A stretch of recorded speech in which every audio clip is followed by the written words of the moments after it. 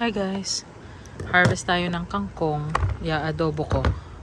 May nakuha pala ako, yung ampalaya. Nakita ko ano na siya, nabiyak na siya. Sobrang ano na, sobrang hinog.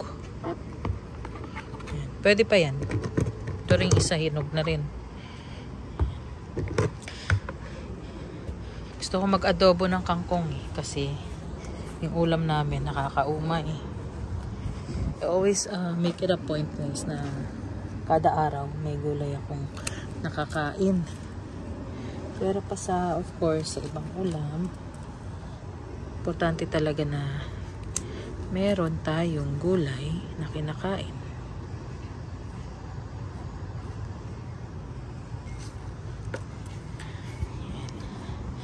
O, ilang araw lang na umuulan guys, kumapal ulit yung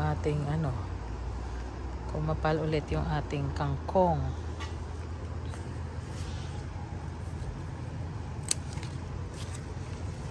Zoom in ko lang. Zoom out ko pala para makita. Ayan. So, kuha tayo. Actually guys, pag yung nag-aadobo ako, hindi lang dahon, pati yung tangkay gusto ko nilalagay. As long as hindi siya matigas, pwede.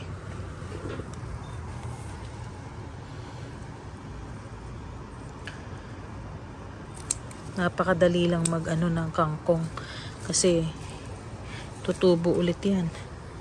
Bilis tumubo. Lalo na pag laging nababasa, nadidiligan. Diba sa atin yung mga kangkong nasa mga ilog-ilog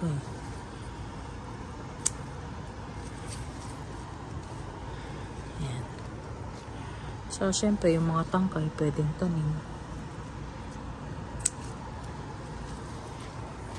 Minsan, pag hindi ko natatansya, nakakalbo. So, gusto ko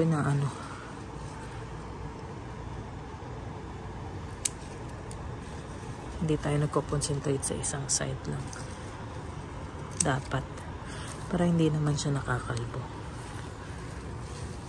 Pagka, mag-aadobo, medyo dadamihan natin konti kasi pag naluto yan, lumiliit.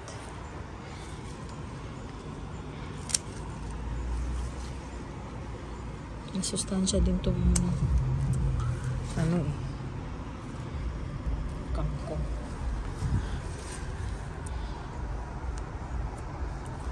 Ito tayo sa kabila. Bilis lang nitong tumubo guys. Kahit pinuputol mo siya, tutubo ulit yan.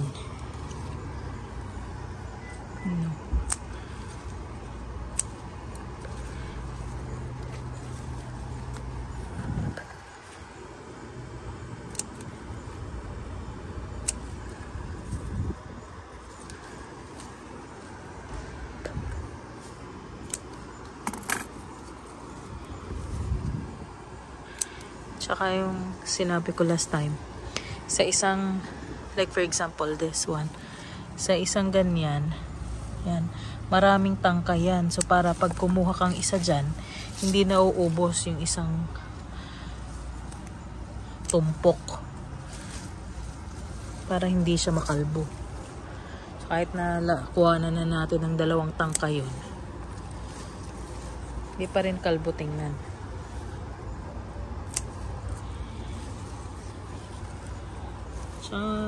Maganda rin na tinitin natin yung mga tanim natin para nakakahinga. Dapat nagfo-flow yung hangin.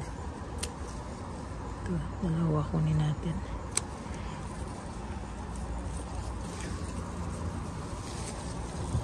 Habang ako'y nag-harvest minsan, tingnan nyo, nagdadamo pa ako. Kasi, in between may damo. Yan, damo yan. Daming mga singit-singit na damo.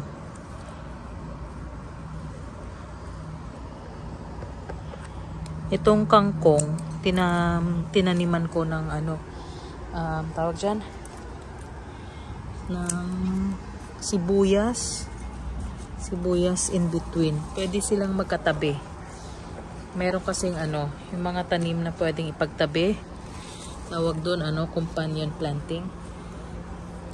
So, pwede nyo silang ipagtabi.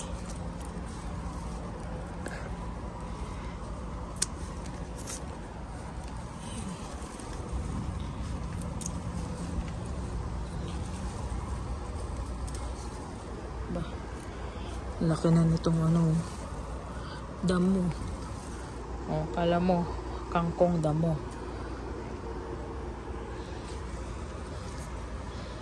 Sarap to guys, adobohin lang.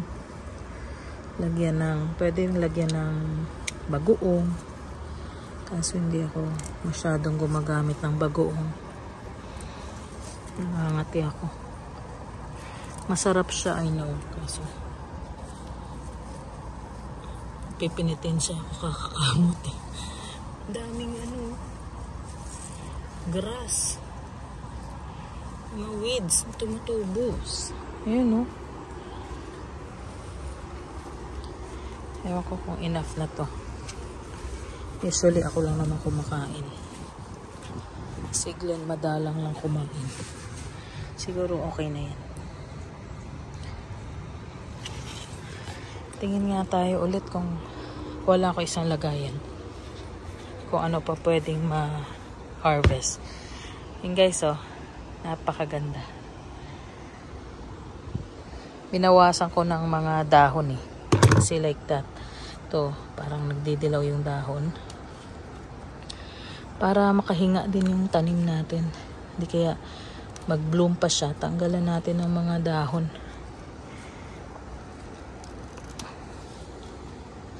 So, tinatanggal ko rin tong mga patay. Yan, kuha ko muna ng lagayan para makapag-harvest pa tayo. Dito yata. Yan.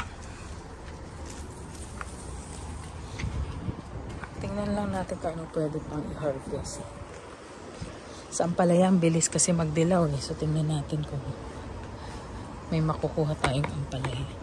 Ampalaya, pwede rin yun i-ano, gisa, lagyan ng itlog. Ito, pag ganito guys, hindi pa siya. Pag green pa, tapos yan, maliit pa siya. Pero alam ko may mga malalaki dito eh. Ito kaya, yan. Paano na to pahinog? Tanggalin natin. Yan. Okay, punta tayo sa likod. Ay, medyo maano na dito. Ayan o guys, oh.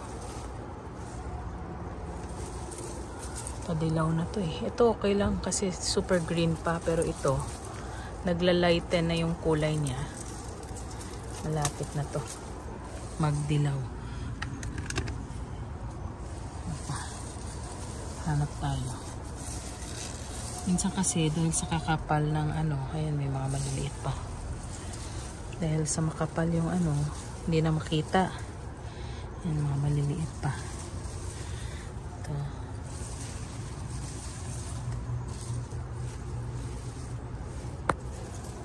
Ayan. Liit pa naman. Ito, puti. Nako, pero pangit na to. Pag hindi naaarawan, ganito talaga, oh. Magdidilaw na to. So, kailangan ng harvesting. May naaamoy akong nagsisiga. Kapitbahay siguro. Minsan guys nakikita ko nag-aano na, nagdidilaw na lang. Dahil hindi na namin naka-harvest. Minsan hindi nakikita, gawa ng tatago. Tatlo-tatlo sila dyan.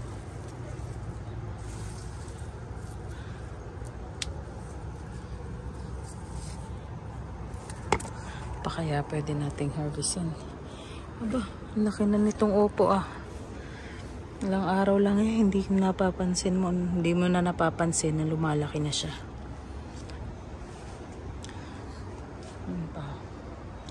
Maliliit pa lang yung iba.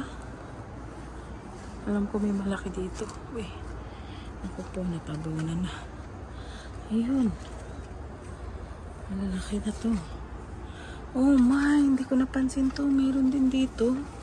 Ayan o. Dalawa. Ito. Bawasan nga natin. Hindi na nakakahinga tong tanim na to. Ayan. Ayan o, kasi hindi siya healthy. O, tinan mo. Nagkakaroon ng mildew. Ayun. Okay pa kaya? Okay na kaya. Malambot pa siya. Pwede na rin i-harvest kaso harvestin ko na kaya. Parang may mga kagat-kagat yung katawan niya eh. Ay, naku. Pangit yung ilang araw kasi nag-uulan guys eh. So yan o, nagaganyan yung dahon. Natanggal ko yan para hindi kumalat. Ito, andito na to sa sahig oh.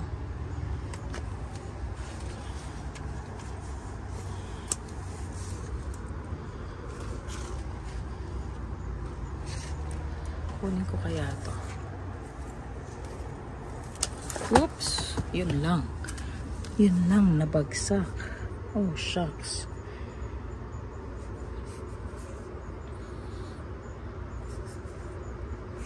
Sorry. Hindi makapag-antay. Hindi, may ginagawa kasi si Glenn eh. Ayan o, may ano siya sa katawan. So, tinanggal ko na siya. Lagay natin sa basket muna.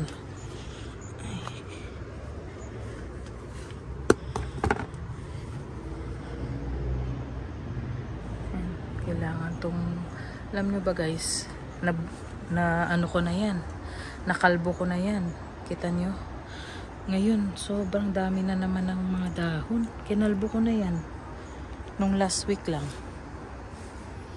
Natanggalan ko para makadalo yung hangin sa loob. Tanggalan ko na lang, tas pakuha ko mamaya. Ganyan guys pag sa garden, constant talaga na alaga. Hindi yung pwedeng magtanim ka, iwan mo na lang. Nagtitrim ka pa talaga. Ayan. Normally dito sa mga upo, sobra kasing lalapad ng mga dahon. So, talagang kailangan mo mag-trim. Yan. Pababayaan mo yan. Yung mildew niya, kakalat. Pa naman dali kong mga te. Pag nagtitrim ako ng kamatis ko, grabe, kating-kati ako lagi. Pero ay ganun talaga, gusto natin mag-garden. Ayan, lalapad ng dahon. Papatulong na lang ako kay Glenn mamaya pag kuha ng mga yan. Ayan o, natadabunan kasi guys, kita nyo yan, yung namatay na ito. Ewan ko kung nakita nyo. Yan o. Yan.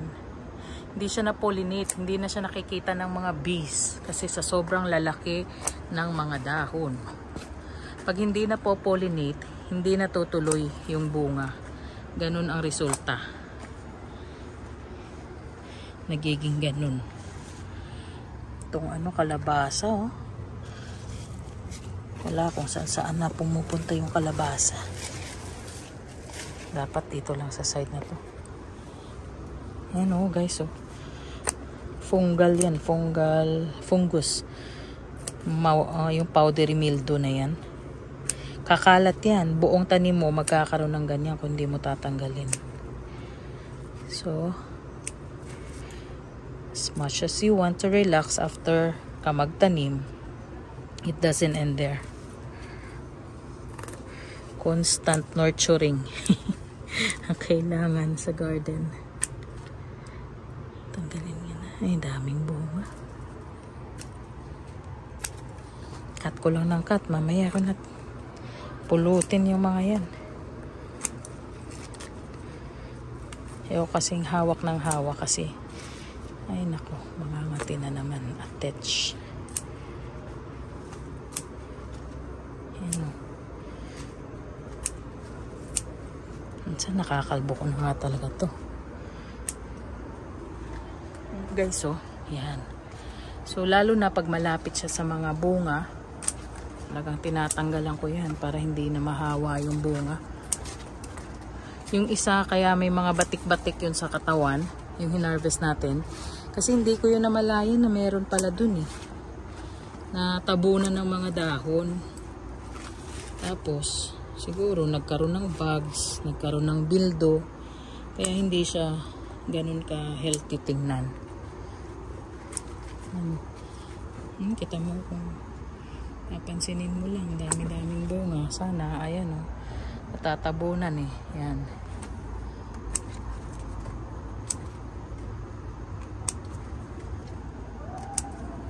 Yan. So, pagpatuloy ko lang to guys. I don't know, kailangan ko rin, kailangan din natin mag-harvest oh. Grabe oh, dami oh. Usually siklin ang pinapakuha ko dito sa long beans, sitaw. Mahirap kasi minsan pag yung isang kamay lang. Yung kasing nababali sila. Yan. Na ano lang naman yan, parang niikot. Minsan kasi napuputol ko eh. Isang kamay lang kasi pag may hawak na camera.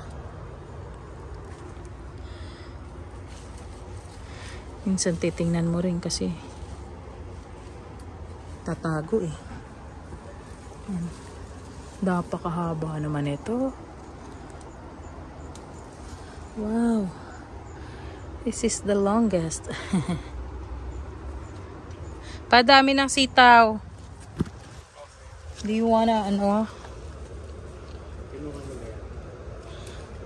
Ikaw na dito kasi marami. Ayun pa oh. Sige na please. Marami pa akong inano dito. Hindi ko pa makapitan, wala akong gloves at mangangati na naman ako. Excuse me. Marami pa dun pa. Sige. Na ano. Magtatanggal pa ako niyan eh. Pause ko muna to. Tingnan nyo guys oh. Kakalbuhin ko lang to. Dadagdagan ko pa kasi yun oh. Tataas sa taas.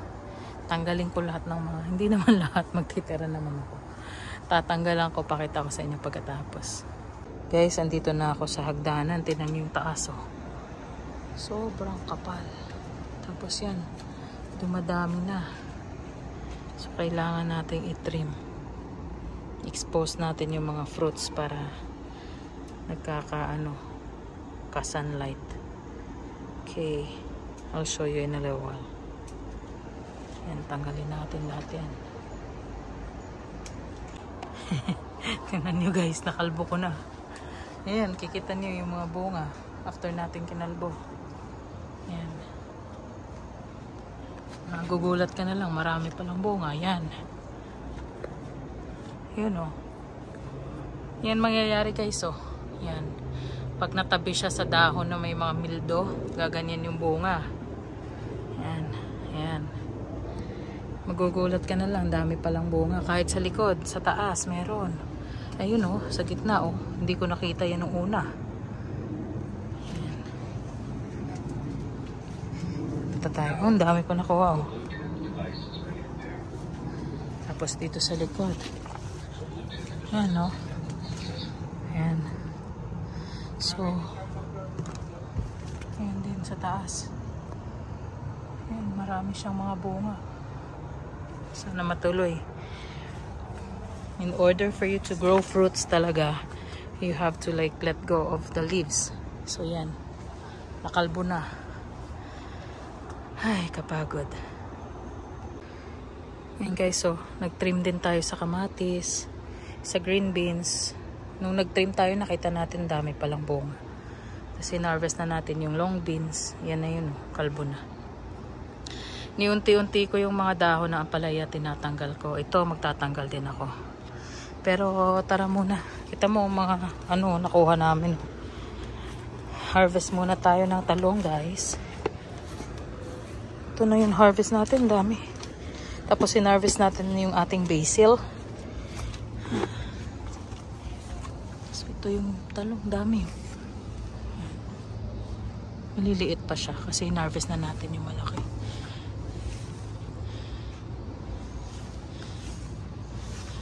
Ako ayoko talagang nagsisit yung bunga sa lupa. Lalagay ko dyan. Yan, maliliit pa. Yan, pwede na yun. Pwede na. Tanggalin natin yung mga malalaki kasi para tumubo na yung mga, lumaki na rin yung mga maliliit.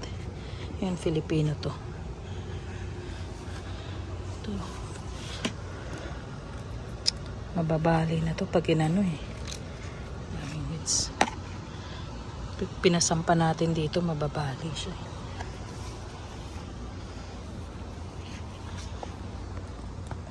Wala kung kaya ng aking gunting. Grabing laki guys, oh. Ayan. Laki, no? Super laki, oh. Malaki pa sa aking kamay.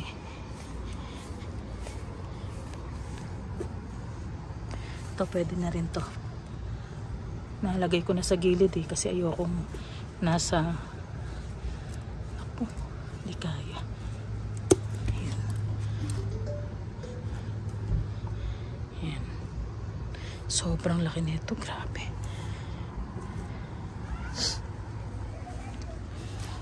Ito siguro. Pa? Yung gunting nga na pula. Kaya.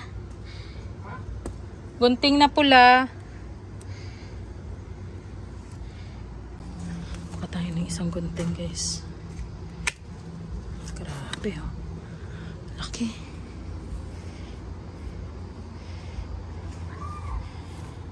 Grabe na laki. Bigat pa. Ito, malalaman mo kung ready na. Yan yung kulay niya nag-iiba. Apat lang. Maliliit pa lahat. Apat na kuha ko. Ikaw magdala pa. Ang bigat. Marami na kasi yan sa baba eh.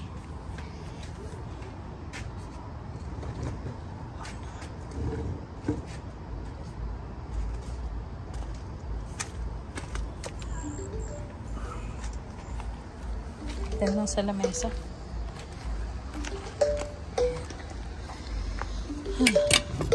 Pera pa dun. Nag-harvest pa ako ng kanina kangkong. May ampalaya na dalawa dyan sa baba. Tsaka ito, basil. Dadry natin yan. So, 4 na talong lang na malalaki. 4 na talong nakuha ko pa. Grabe, no? Laki, grabe. Ay! Shucks! Sorry. Dami, oh.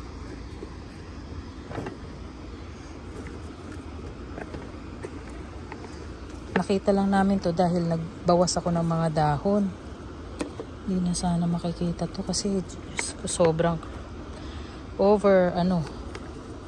overgrown na yung aming green beans. Punong-puno ng dahon. Taba-taba. Dami. Grabe, dito pa. Ayan. So, ito kanina yung ating upo. Yung ating green beans. Ayan.